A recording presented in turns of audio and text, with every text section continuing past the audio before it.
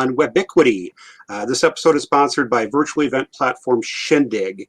Any system will let you show slides, but only Shindig enables your participants to network and mingle using video chat as naturally and spontaneously as at in-person events. Check it out at shindig.com. Today I'm talking to Matt Frederick, one of the co-founders of eCapitalAdvisors here in the Twin Cities. Matt, welcome, and how are you doing today? Yeah, things are good here in Minnesota. It's February and it's 30 degrees out, so that's nice. We'll take it. Well, that we will. It doesn't sound like it's going to last, but we'll take it while we've got it. Exactly. Did you notice, by the way, the background? So where we are at virtually today. I don't know if you recognize this. I don't think so. Is it a golf club? We are in the dining room at the TPC in Blaine. So thought that might be a nice place to virtually meet. I know you're a golfer. Yep. Sounds good. Yeah, obviously the picture wasn't taken recently because I'm guessing there'd be a little more white outside than green. Yeah. No, it's a stock photo, or not stock photo, but a photo from the promotional photo from their website. So anyway, first off, if you would tell us, what does eCapitalAdvisors do? Sort of who do you do it for in terms of your ideal customer, and what makes the company special? Yeah, sure. Yeah, thanks for having me today. Like you mentioned, we're based here in Minneapolis, and we've been doing work with our clients since about 2001. So going on almost 20 years now, and eCapital has changed a lot in that time frame. We've added offerings and different things we can do to add value to our clients, but our essential mission has stayed the same. Right. I mean, our main goal is to empower our clients to use data better in their organizations, really create valuable analytics, and really help them become heroes to their businesses. And what I mean by that is by doing things like, revamping or creating innovative business processes, using leading edge technologies. We can help our clients understand their business better, which helps unlock insights and empower decision-making. So across their organization, people get access to the information they need very quickly to make, great, better business decisions that in theory drive, better outcomes, right?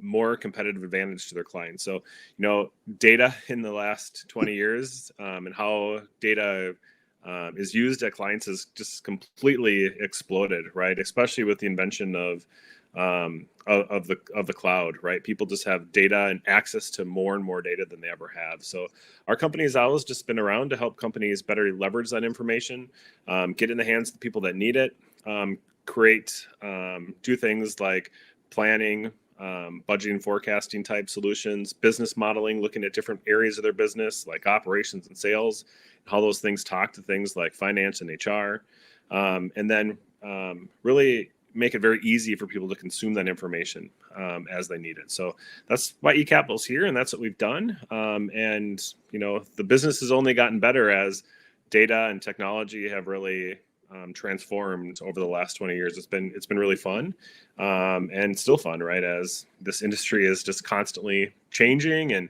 the value you can add to clients has gotten to be more and more. So, absolutely. What's sort of your typical entry point to a client? Is it through finance or operations, or is it kind of all different groups depending on the company, or how do you typically what's your sort of your entry point, or who's reaching out?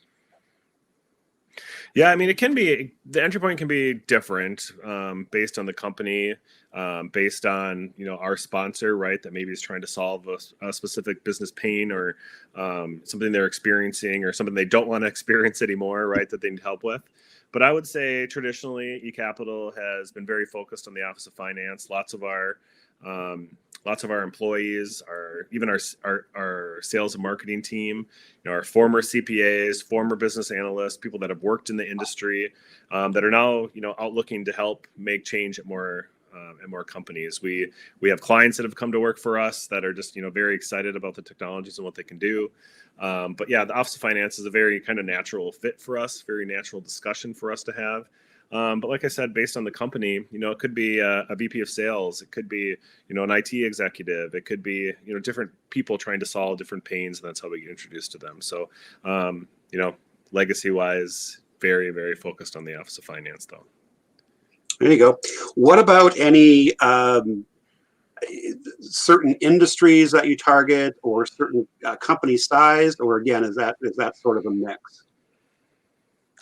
It's a mix, right? I mean, I think companies that are going through fast change, right, fast growth cycles, mergers, acquisitions, right, where all of a sudden they're don't have one data source they need to aggregate, they have 3 or 4, right? They're looking for ways to really create big sales growth engines at their company. Those are typically great companies for us to work with, right? They're looking to make those changes. Most companies, like I said, have a finance department, right? A lot of the finance people have a lot of the same pain. So industry wise, we can really help pretty much every industry out there. But from a focus perspective, like I said, we are based in Minneapolis. That's where we were founded. That's where we started. For people that don't know much about Minneapolis, a lot of retail, a lot of manufacturing, healthcare, right? So some of our main industries are some of those areas. We've done a lot of work with like CPG, which has a nice, similarities with like retail, but healthcare providers and medical device companies, a lot of those in Minneapolis as well. So a lot of great background there. Me personally, I've done a lot of work in higher education. So helping, finance departments in higher ed manage their budgeting platforms, think about how they're going to plan their business, can traditionally be very different than like a commercial finance team and how they think about their profitability and their growth, right? Can be very different than a higher ed institution that, their plan is how do we make sure we're in business 100 years from now, right? Like, they just think about how they think about their business planning a little bit differently than a public company that's looking, how can I create the most value for my stakeholders, right now, right next quarter, right? So it's very different, but it's fun, right? I mean, we get to learn and work with just lots of different types of businesses on what's troubling them and how we can help them. So it creates a really exciting environment for our consultants to be able to go out and work with those different clients. Yeah, you mentioned higher ed. This has been a particularly challenging year for that segment, obviously, with all the, do we bring the kids back? Do we do remote? Do we hybrid? It's been kind of again, just really challenging time in that sector. Yeah, absolutely. And I'm a parent of 3 kids in 3 different schools, and just trying to monitor it as a parent's it's been a lot to keep up with itself. So yeah, a lot of schools have been throwing a lot of curveballs this year that they're trying to deal with, just from day to day, how they're going to teach and keep the students they have. From a higher ed perspective, right? There's a revenue stream to look at. There's on-site stuff. How do you manage that? Some schools were better set up for virtual learning than others, right? So they're trying to quickly adapt to that situation. I think a lot of students are getting used to the virtual stuff now, and those options they want to have in the future, where maybe they didn't have access to that before. So I think there could be a lot of changes to our education system that are coming for sure, right, based on the current reality and the adaptation that we've had to make. There absolutely will. A few just sort of quick things about the company. So, year founded. 2001, eCapital was founded, and actually the original 2 founders are no longer with eCapital. So the 3 current partners, 3 owners of the company, we all came in at different times over 2001 and 2002, and eventually took the company over from the founders, who gave us a great foundation, and we've leveraged that and continued to build and grow the company since then. So, any funding rounds? Nope, it's all been self done, right? So a lot of the revenue investment that we've made in the company has come out of the company, right? And a lot of our profitability has been poured back in different investments to allow us to take advantage of some of the things I was mentioning before, right? The adoption of the cloud and online systems and new offerings we want to be able to talk to clients about, and bring in new practices and new things to talk about. So all of it's been self-funded. What about the current size of eCapitalAdvisors? Any metrics you're comfortable sharing? Yeah, so I mean, we have about 300 plus, we consider clients. Over the 20-year history, we've probably done work with maybe 500-600 different businesses. We have about 80 people currently working for us, and we leverage a handful of subcontractors and different projects for different initiatives each month as well, to kind of broaden our team and bring in some additional skill sets as needed. We're about $25 million. We have people, I think, in 16 states now was the last I saw. So as technical talent kind of pops up, and we think there'd be good additions to our team, we're able to take advantage of that. So we have people in about 16 states. Like I mentioned, we're headquartered in Minneapolis is where we got our start in Minnesota. Gotcha. So you mentioned you've been there since the beginning, or at least pretty much the beginning. Tell us a little bit about your background, maybe prior to that, and then what sort of inspired you and your partners to want to take us over and build a team to tackle these particular types of problems? Yeah, so out of college, actually, me and both of my business partners, we worked at Anderson Consulting, Arthur Anderson at the time.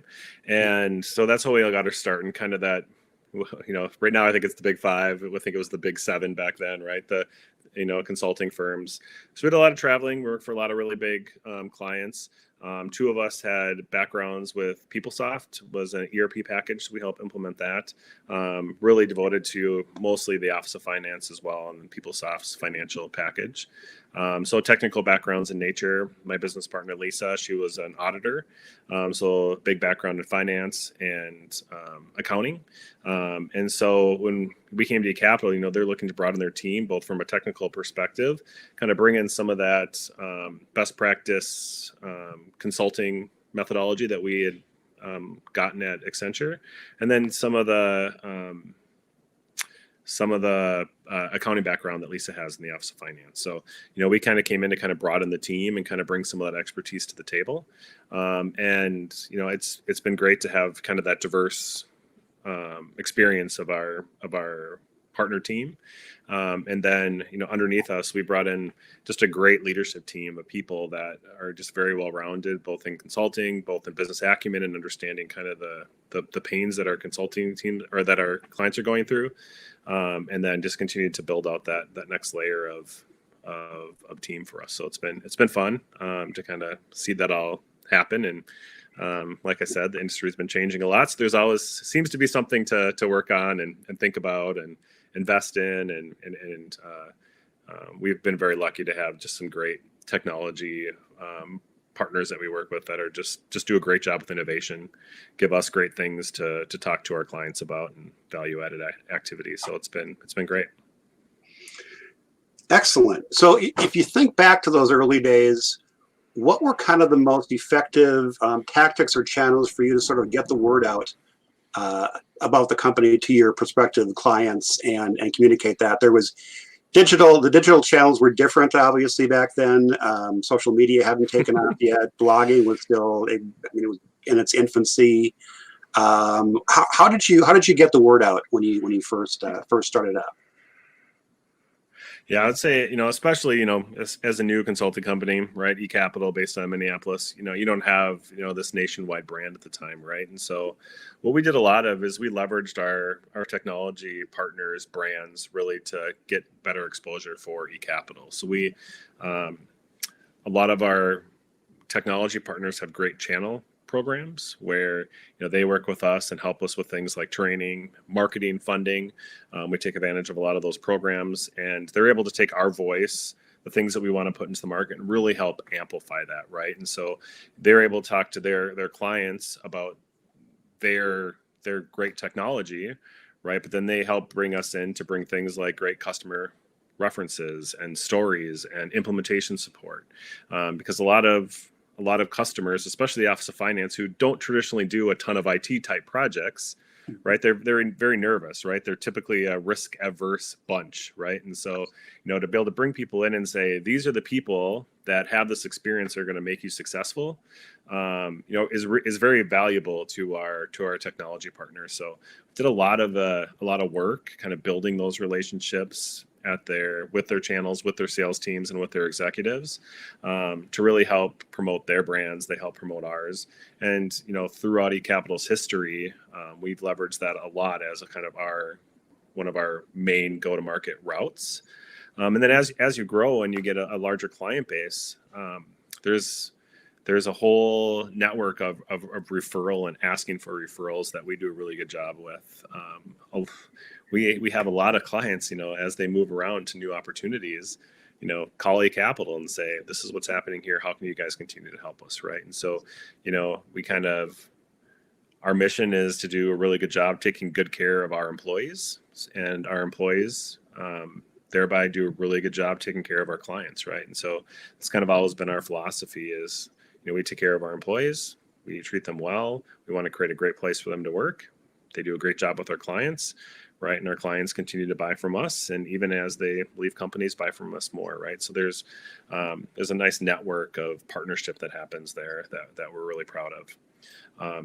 With the last couple of years, it's been pretty interesting, right? From a go-to-market perspective, no one's at work, there's not a lot of phone answering that happens, right? When people aren't necessarily at their desks anymore.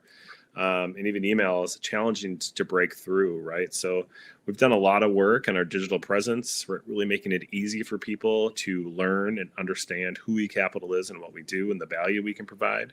A lot of work through avenues like LinkedIn, right? And kind of building and promoting our solutions and the value we can provide to people has been a newer avenue for us, but something I think that we've had a lot of success with as the world's changed over the last year and a half, and I don't think that those are things that will change, right? We'll continue doing that, I think, going forward, right? So, absolutely. It's good.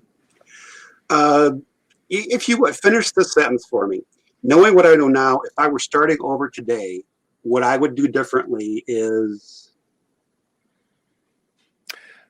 Yeah, in the technology world, you definitely make bets, right? And you make bets on certain technologies and where you think things are going to go. And some of those bets pay off and some don't, right? And so, looking back, you start hearing about, well, I'm looking at something called the cloud. I'm going to start putting my data out there, right? And you kind of look at it like, well, that doesn't seem like something that's going to take off, right? Is this just a fad, right? Is this something real? And, looking back, I think what eCapital and I think a lot of companies do is, we tend to be a little risk averse, right? And not jump into those technologies maybe as quickly as we should, right? Or adopt some of the changing markets, right? And I think, eCapital in general has learned a lot over the last 20 years. And I think we do a better job of that now of really evaluating quickly, and either investing and launching those things, right? Or say, no, this doesn't work for us. This isn't right? Making those decisions much faster. So there's definitely some times, I think, in some technologies in the past, some things that we wanted to do that, looking back, I'm like, why did we do that? Or why didn't we get on that quicker, right? Like, get on the bandwagon as quickly as you can, right? And so I think for most businesses, it's probably pretty similar, right? Is you want to give things time to kind of shake out, right? And really experience it, right? And evaluate if those are good, decisions that you can make. But I think the longer you take to make that decision, right, and you get more invested in things, it's harder to let go, right? And so, make it non-emotional and make the decision based on the facts and the best information you have, and just know sometimes you'll be wrong, right? And hopefully you're more right than wrong over time, right? And so that's always been a challenge, right? And still a challenge, right, with most small business owners, right? Where do we invest? Absolutely, and that's a great segue actually into my last question, which is, what's the most important advice that you could offer to an entrepreneur starting out today? I mean, it's a good question, right? I mean, I think a lot of what we, um, um, a lot of my success, and I think why I've been able to stay in this career for as long as I have is, I started on a delivery side. Like I was deep into the weeds, right? And, I really understood kind of how our projects work and what our clients needed. And I was there, supporting them throughout it, right? And I think at this point in time in my career now, right, I mean, I can leverage all that experience and those things best practices I've learned, things I've learned not to do, things that work and not work. But when I talk to prospects, I can say, I've been in your shoes. I've made this work for other clients. This is how we're going to do, this particular thing, right? And they can recognize that I have that experience, right? So I think the recommendation for people kind of starting out is, you got to kind of put your time in, right? The more you learn kind of in those early stages, the deeper that you get. I mean, I just think the more valuable that you're going to be as you kind of grow your business, as you look to kind of down the road and the things that you'll be able to do. I think the value you can provide to a prospect or to another company is just that much greater, right? And so I feel like that's just time. You have to invest the time and the energy, right, to really get deep in that. And I think it's pretty clear. I think when people are talking or in a sales cycle, right, or they're out speaking about something, and there's just not a lot of depth there, right? And I think that comes across, and I think people recognize that right away. So get deep, get into the weeds, right? Put that time in. I think it'll pay off a lot in the long run. So last thing before I let you go, if people are interested in learning more about eCapitalAdvisors, how can they reach out, connect with you or with the company? What are the best ways to find you or find the company? Yeah, I mean, obviously there's our website, right? We do a newsletter, right? And we typically have 2, 3, 4 events a month, right? So you can definitely come attend an event, listen in. We hold a lot of roundtables, which are more best practice discussions, right, around analytics and data and what people are doing. So feel free to attend one of those. And we have a nice, like I said, we're investing a lot of time and effort in LinkedIn, right? So just following us on LinkedIn, right, following our company page is just a great way to kind of see what we're talking about, what's going on, and engage with us. So it'd be great to see some new faces on some of those roundtables or in our LinkedIn presence. So. Thank you, Matt. Appreciate your time today. Yeah, you bet.